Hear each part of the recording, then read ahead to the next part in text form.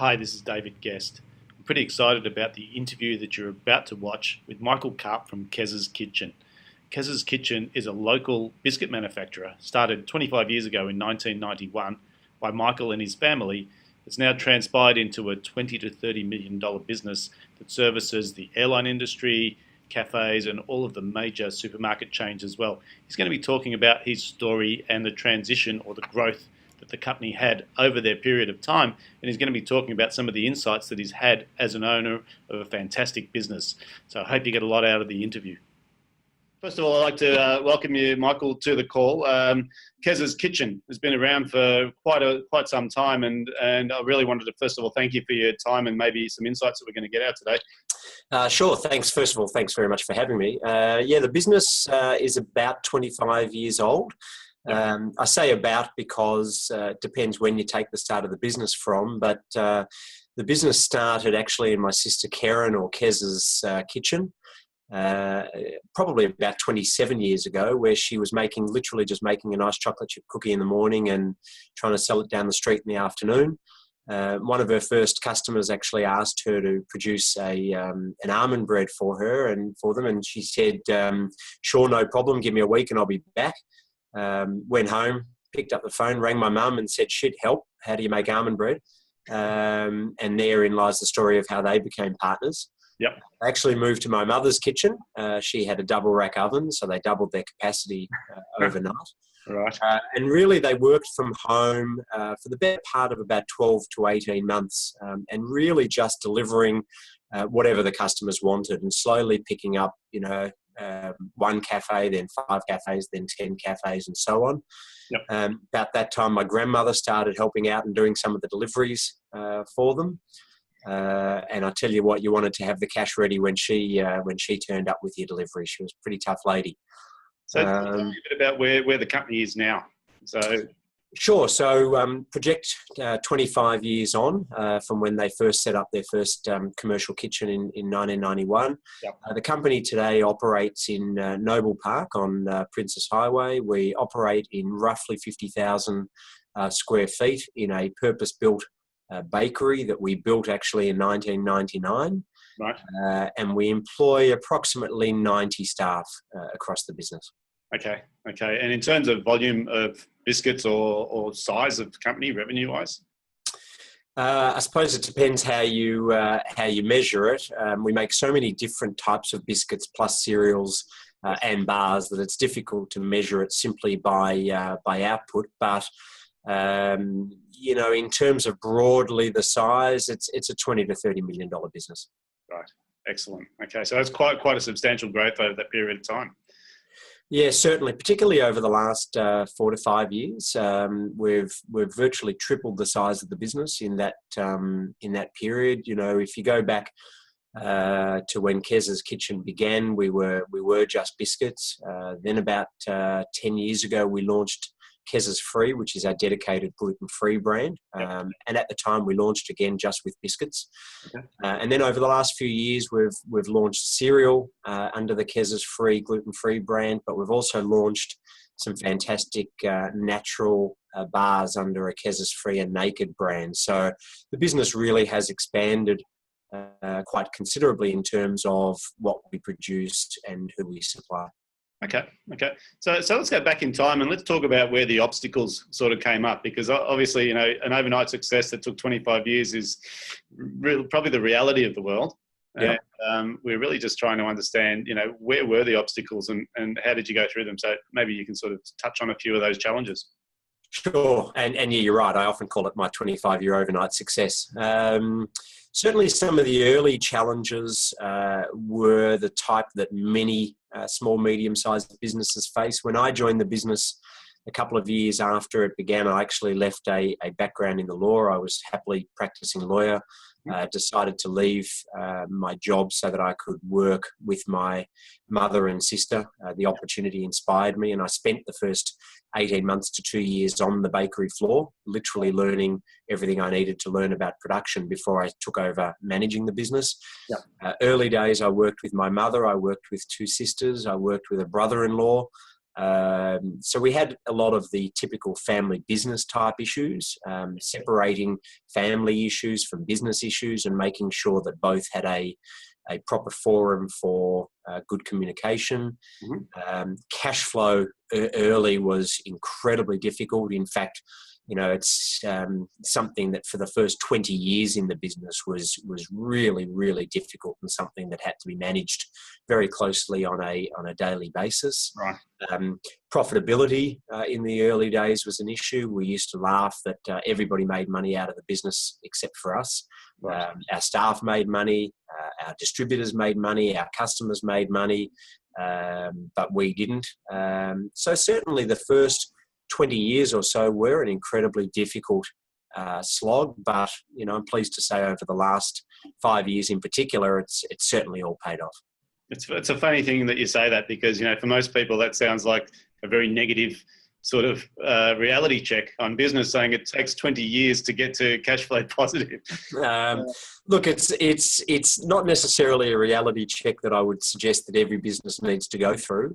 It's certainly the journey that we've gone through. We've invested very heavily in the business, so that whenever we had cash, we reinvested it in the business, whether it be in systems, in structures, in people, Right. in equipment, in the facility. So we wanted a strong, robust business with a really strong platform for growth, and I suppose that paid off, because over the last 5 years, we've been on a really strong growth journey, as I said, about threefold, but the business has been able to cope with that because we had such a strong foundation in place. Let me ask you, during that 20 years, obviously when cash flow is tight, and 20 years is a long time, what sort of kept you going through it? Because did you see the light at the end of the tunnel, or was it just, what kept you moving? It's funny, I went to a seminar early on, where I heard a banker of all people talking to a large audience and saying, if your business hasn't made money in the last 4 years, you really should be thinking about getting out of your business. And I think I left there in tears, because it had been a lot longer than 4 years for us. In truth, the business made money, but it was so little that it was hardly enough to pay a decent return to the shareholders, let alone provide for positive cash flow. Look, there's been great lessons out of our journey. I'd rather the journey that we've had than to have had really easy, smooth sailing all the way and then suddenly have to face, a tight position and not know how to get out of it. I often say that if someone's looking for someone to run a negative cash flow business for a while, I'm your man. It forces you to develop really strong systems, really strong awareness. Our cash flow modelling meant that we knew where our tight spots would be months ahead. We were never sort of taken by surprise, and we were able to come up with strategies to overcome that tightness because we knew it was coming, if you like. In a lot of respects, I find it more difficult today running the business with really strong positive cash flow, because there's far more opportunity strategically to choose from. Back in those days, it was really quite easy. We did what we could, and we didn't have a plethora of choices because of that cash position. Yeah, interesting. So what you're saying is, like, obviously when cash flow is tight, you really have to be very critical about how you spend your money. Whereas Absolutely. Profit, it's sort of like it's not as obvious when you make a poor decision. Oh, that's absolutely correct. I think the challenge, though, and what we were able to do very well, was to also recognise at times that money needed to be spent, and you couldn't only base the decisions on the money you had in the bank. If a decision was the right decision, and a decision needed to be taken, then we still took it, and we found a way to come up with the cash. Okay, fantastic. So let me ask you, like rearview mirror style, if you had your way again, is there anything that you would do differently if you had to start Kez's Kitchen today? Oh God, it's something that I consider all the time. I get approached from time to time by people looking for advice, either in their existing business or in a potential startup business, and it's really hard not to be too negative and not to say don't do it, because it is so difficult. Looking back, I wouldn't change a thing, which is interesting. I went from a 20% shareholder with my family to 100% shareholder when I bought the business from the family about 9 or 10 years ago. I I suppose I was ready at that stage to take that plunge because of the 15 years I'd put in prior to that. Right. It was a business that I knew better than any other business I was going to possibly find. Mhm. Made a lot of the mistakes that I was possibly going to make. Yep. And I suppose everything that's transpired to this date is, adding to the success of the business today. So it's difficult to say that I would do anything differently. At the same time, my advice to anybody would be, don't presume that things are going to be easy. Things are difficult. They can be difficult for quite some time. You need to make sure that you're ready for the ride. There definitely were some highs and were some lows. What I've found over the years, and perhaps it's not only the age of the business, but perhaps it's also, as my age and maturity increase a little bit, I find that the highs aren't quite as high and the lows aren't quite as low, and the sun does rise tomorrow regardless, and, you move forward. So I suppose what you're saying is, as you go through these challenges, you get sort of stronger and more resilient. And Absolutely. And, you develop tools and mechanisms to deal with the change. And when you're growing really fast, that can be just as difficult as when you're struggling to find the next sale. Yep. You realize that things turn in big circles and cycles, and what was a real problem 10 years ago might today be re-emerging, and suddenly, this time around you have better knowledge and experience and awareness of perhaps how to deal with that issue. Mhm. And you also realize that when things are flying and booming and going really well, you also don't take it for granted. And you prepare yourself for the next challenge that is awaiting you. So really, because I suppose the market's changed a bit in relation to startups. There's so many more people wanting to start a business, and we hear about these runaway successes where people create $1 billion business, in like a week. And do you see how do you respond to those people? Because they're looking at you saying 25 years. That's like prehistoric in terms of business ramp up times of today.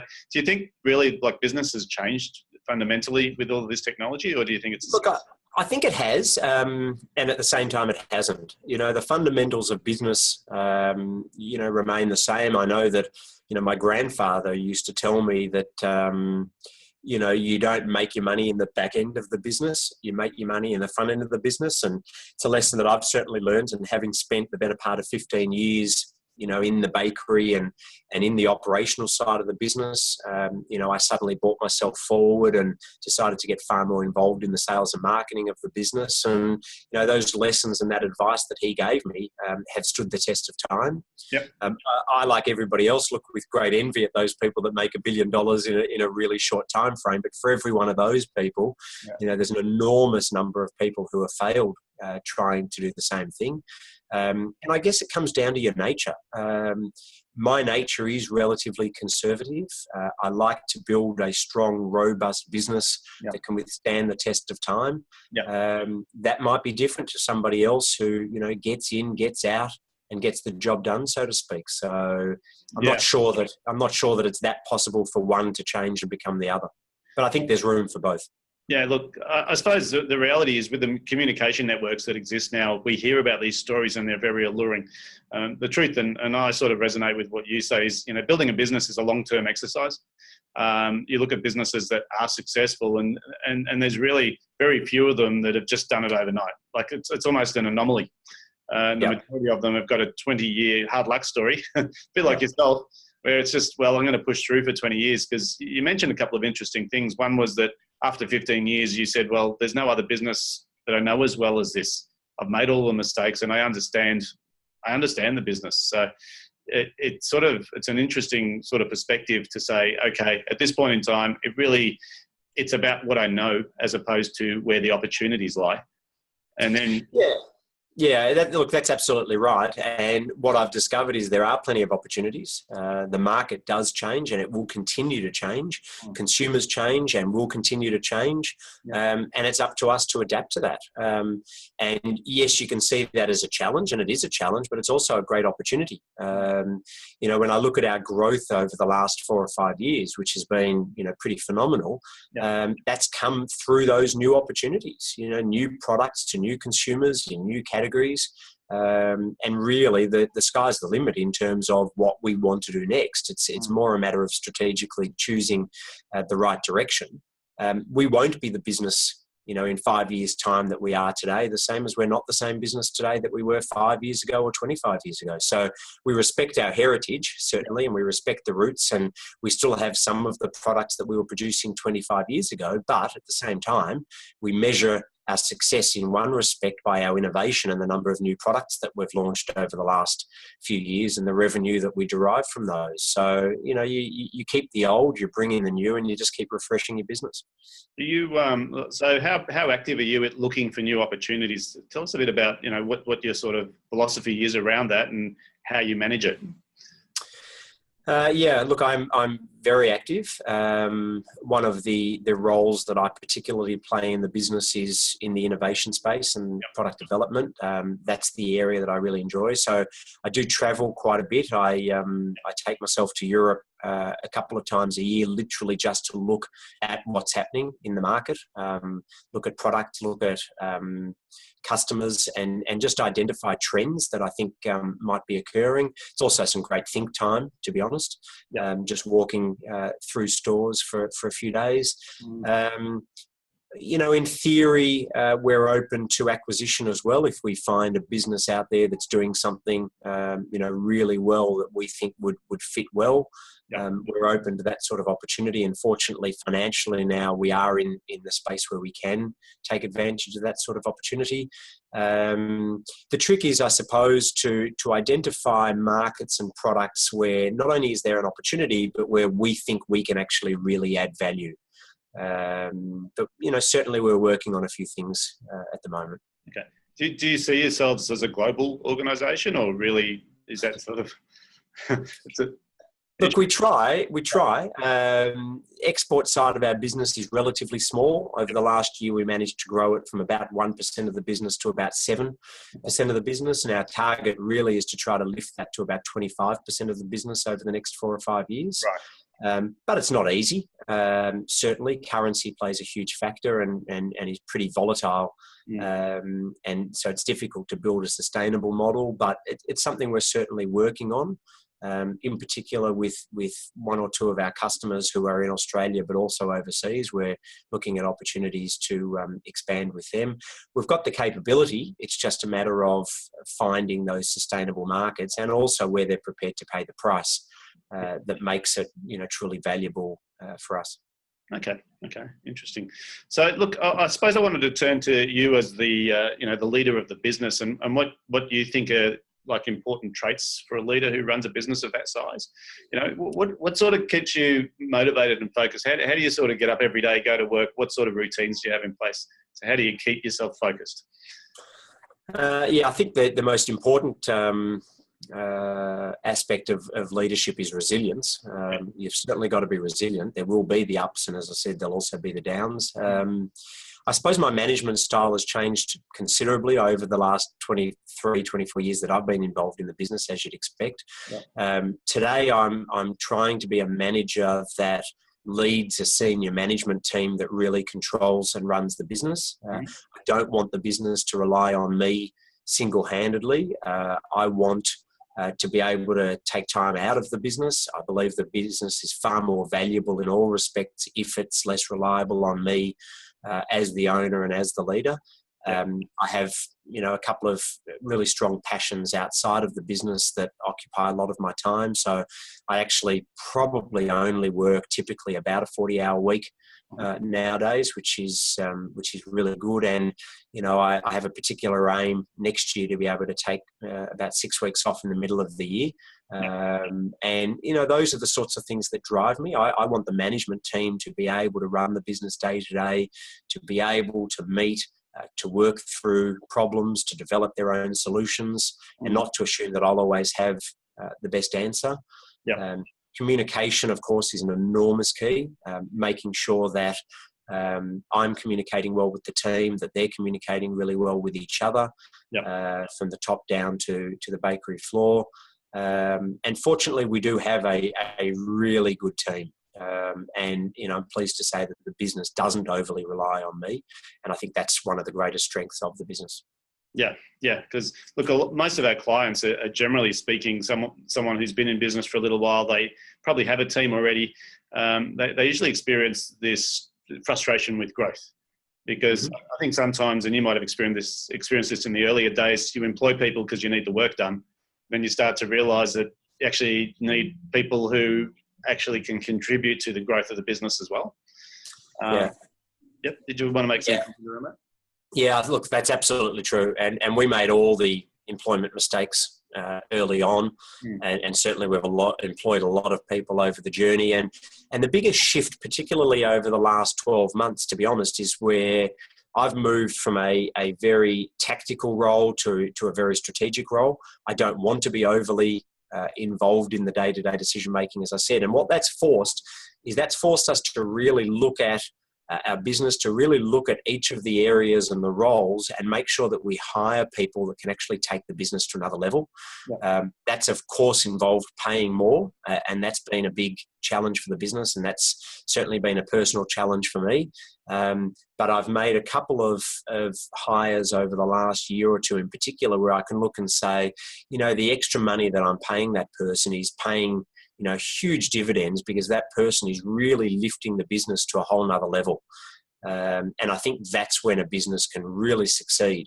When we're not bringing people in to just keep things going or to work really hard or who have the same ethics, etc., but people who can bring in some stronger skill sets and some stronger experience to actually say to the business, hey, I know you've always done it this way, but have you considered doing it this way? And even more than that, they bring the strategies with them. So they don't just bring the ideas, they actually help implement those ideas. And I think that's when you really know you've got the right people on board. And my job as a leader then is made so much easier when someone comes in, identifies a problem, proposes a solution, and then actually implements that solution themselves. That makes me look good. That's a really easy position to be in. Okay, so really what you're saying is as a leader, your role is to find these people, embrace their ideas, but not really abdicate the whole business. Absolutely. I like to be involved. I like to know what's going on a day-to-day basis, but it doesn't mean that I have to make every decision.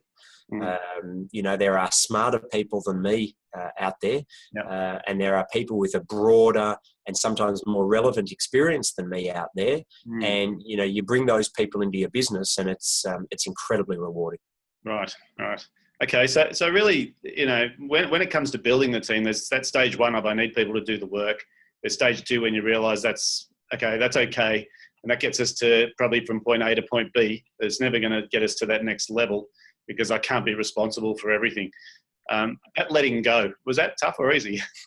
Oh, really tough. I'm lucky, and this would be a plug for you and for your business. I've had a business coach for the last 3 to 4 years. And the real focus for me has been to move from a tactical leader to a strategic leader.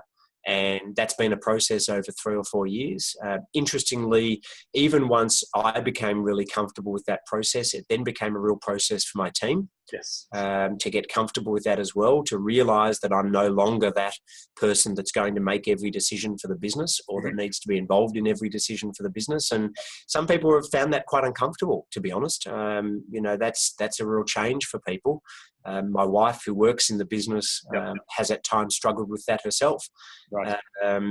But if you want a quality of life, and at the same time, if you want a business that's got a higher value than the sum of its leader, then that's a shift you really do need to make at the appropriate time. And the appropriate time is when I suppose the business is at a level that it can afford that and can afford you to employ some really good people.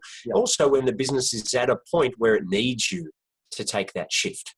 And for me to become more strategic in our business is, adding tremendous value. So I often joke and say, now the less time I spend in the business, the more money we seem to make. And I suppose all that's really saying is the time that I put in now is a far more quality time. Yeah.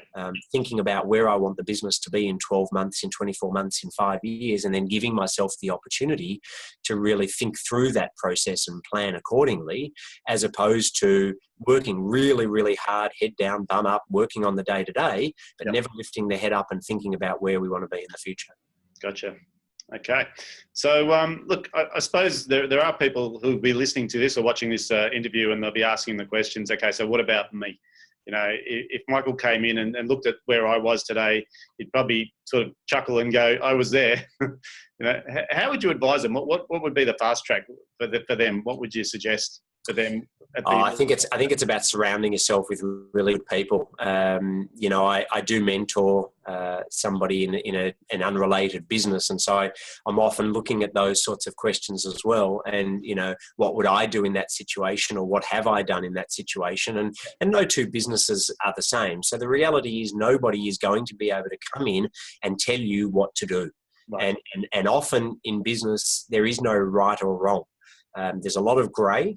And you need to follow your gut, but at the same time, you need to surround yourself with good people who can listen to your thoughts, who can help you clarify your thoughts, who may be able to give you some opinion, as long as you recognize it is just an opinion, who may be able to share with you a different experience, and even just from a point of view of making sure that you realize you're not alone.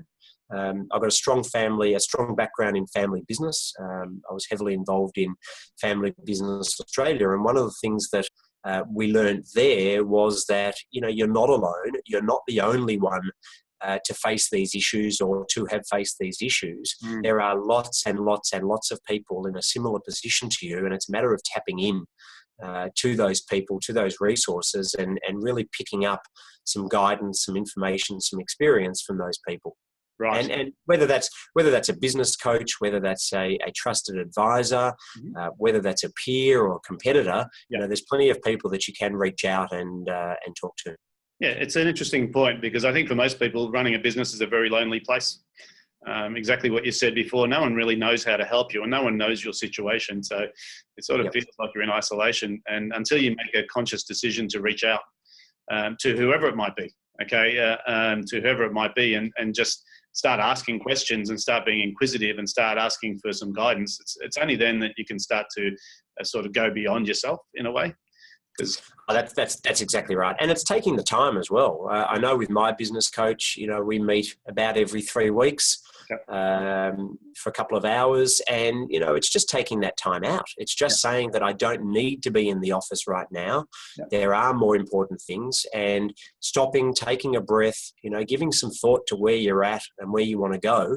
And particularly with somebody helping to clarify your thoughts is quite a rewarding experience. So, you know, the biggest cost for a small business owner is their time at the end of the day, and giving that time up can be really rewarding, as long as you choose the right advisors, the right seminars to go to, you know, the right time to take out of your business. You know, I'd encourage everybody, spend that time.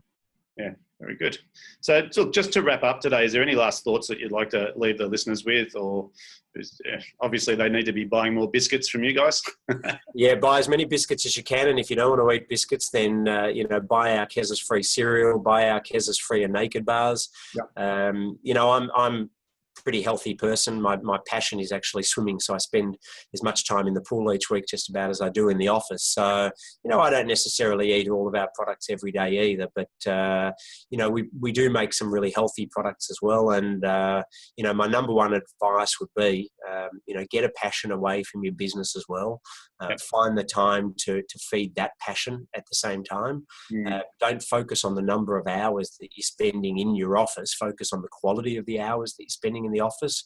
I would say do exactly the same with your team.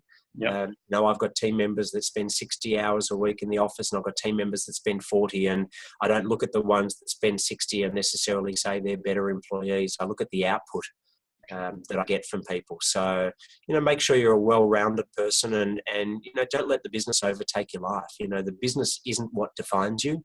The business is meant to be something that sustains you and sustains your family, but it shouldn't be driving your business and owning your business. So, you know, do everything you can and surround yourself with great people to just help you shift from a position where the business is your life, because it's not healthy. Yeah, fantastic. I mean, you're resonating with everything we talk about. Business being a means to an end, a conduit. And yes, you can express yourself through your business, but like you said, if you don't have a passion outside, you almost need the contrast, don't you? Just to sort of make sure that you can reapply some of the lessons you're learning from swimming into how you run your business. So some great advice. Absolutely. Yeah, fantastic. All right, well, Michael, look, I really appreciate your time. Thanks for your very inspiring words. I'll make sure that people know how to get in touch with you, or your biscuits, at least making sure that they're buying those, not too many. Yep. Probably Christmas gifts would be good. Yeah, head out to Coles, to Woolworths, to Costco, to your independent supermarkets, or if you're flying on Qantas, Jetstar, Rex Airlines, hopefully you'll find one of our products. No doubt. Thanks again, Michael. Thanks very much for your time today. Pleasure. Thanks for having me.